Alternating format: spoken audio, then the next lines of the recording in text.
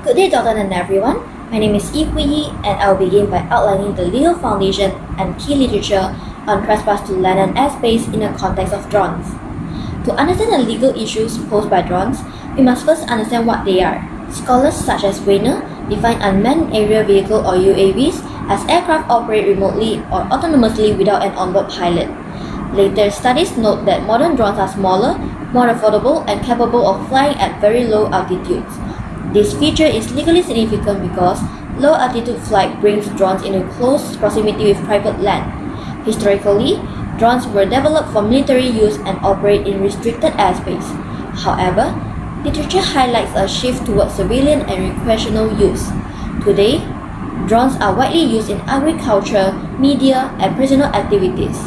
Unlike traditional aircraft, these drones often operate over private property, creating legal conflicts that older aviation law did not anticipate. Turning to legal theory, early common law followed the maxim quis est solem, ius est os quid et coelum, which extended land ownership indefinitely upward. Modern courts have rejected this view. In Bernstein and Skyville, the court held that a landowner's rights extend only to airspace reasonably necessary for the use and enjoyment of the land, while higher airspace remains public. In Malaysia, this approach is reflected indirectly in the National Land Code 1965. Although the code grants landowners exclusive use and enjoyment of their land, it does not define vertical limits. As a result, Malaysian courts rely on common law principles to assess airspace intrusion. Trespass to land is an actionable tort requiring no proof of damage, and courts have long recognized that trespass may occur in airspace. Cases such as Gifford and Dan, and also Carlson and Imperial Tobacco, confirm that even minor intrusions into protected airspace may amount to trespass. Scholar describes this protected zone as the lower stratum of airspace where drones commonly operate. Finally, recent literature highlights that drone-related harms extend beyond physical intrusion. Camera-equipped drones raise significant privacy concerns, suggesting that traditional trespass principle alone may be insufficient to address modern drone use. In conclusion, the literature shows that while existing airspace principles provide a foundation, they are increasingly strained by low-altitude civilian drone operation. This sets the stage for the next speaker's analysis of how Malaysian law responds to these challenges.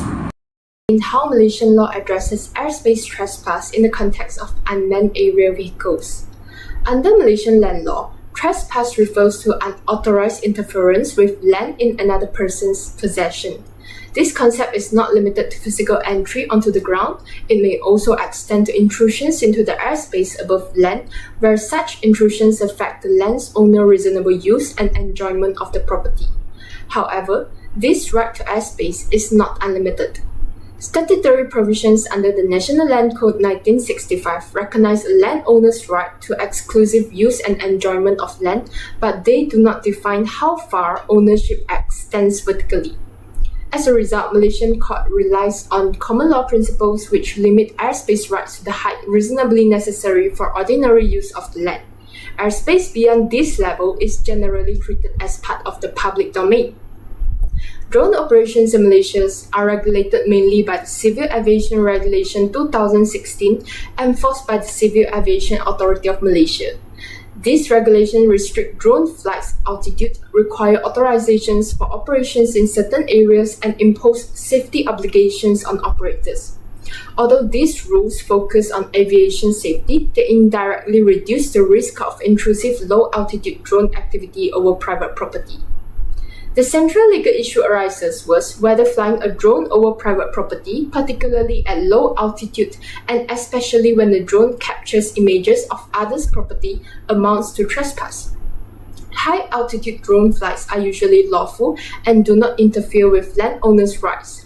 However, when drones hover near homes or private spaces, they may intrude into the immediate airspace that landowners are entitled to enjoy, increasing the likelihood of trespass. In addition, camera-equipped drones raise privacy concerns. Even if physical trespass is difficult to establish, the captures of images may engage data protection laws. However, Malaysia does not yet recognize as standalone civil actions for invasions of privacy, leaving gaps in legal protections. In conclusion, while Malaysian law attempts to balance public airspace use with private property rights, existing legal frameworks remain limited in addressing the challenges posed by modern drone technology. Thank you, and now I'll pass the floor to my teammates. Good day to Doctor and everyone. Today I'll be presenting a comparative study on how different jurisdictions handle drone-related airspace trespass. We'll look at England, the European Union, Canada, and Malaysia, focusing on low-altitude drone flights, property rights, and privacy concerns. The goal is to highlight the best practices that Malaysia could adopt as drone use grows. This table highlights how different countries regulate drones and how these rules interact with landowners' rights. Unlike Malaysia, which currently lacks explicit provisions addressing drone trespass, the EU and Canada clearly define low-altitude limits and protections to prevent interference with private property. Next, we compare property rights and airspace ownership. In England, the old legal maxim, should use as solemn as limited. Landowners only own the airspace necessary for land use. Bernstein and Skyviews confirm this. In Germany, cases like AG Potsdam and BWGH show low-altitude drones can violate personality and property rights.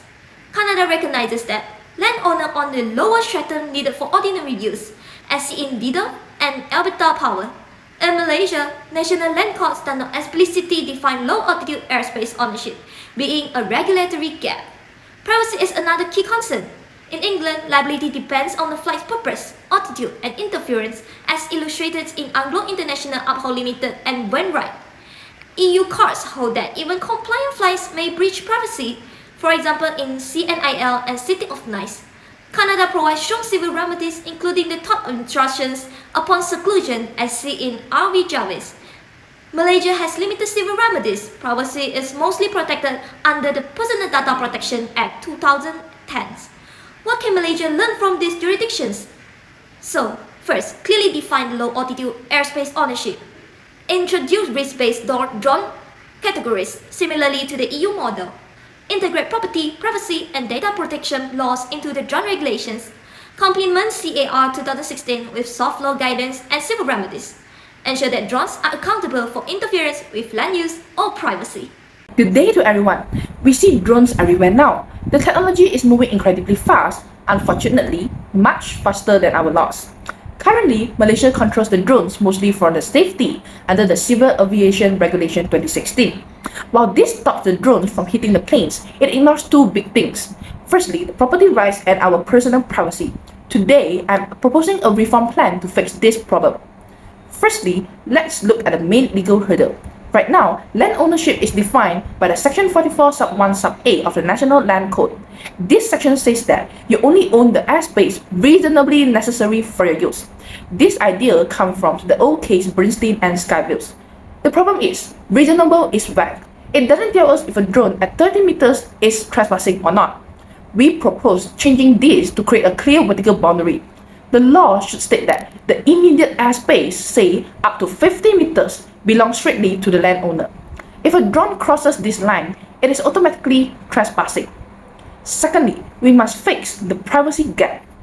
Currently, if a neighbor flies a camera drone over your garden, the Personal Data Protection Act (PDPA) doesn't protect you because it mainly applies to the commercial businesses but not the individuals. To solve this problem, we should amend the penal code to make voyeurism by remote surveillance a crime. But a law is useless if you can't catch the offender. That is why we also propose the remote ID. Think of this as a digital license plate. It allows you or the police to identify exactly who is flying a drone above your house using a simple app. In conclusion, our research found that the traditional reasonable use rule in the National Land Code is no longer clear enough for the modern technology. While current aviation rules ensure the safety, they fail to protect the private property. Currently, if a low-flying drone intrudes on your home without crashing, the homeowner has almost no legal remedy. By comparing Malaysia with the UK and Canada, it is clear that our laws must evolve. We need to, firstly, to establish a clear buffer zone for landowners, for example, no matter 50 meters or 30 meters. Secondly, require the remote ID to track the operators. Redefining these boundaries is essential. It ensures the private homes remain protected while giving the drone industry the clear rules it needs to grow and succeed in Malaysia. That's all from our group. Thank you so much.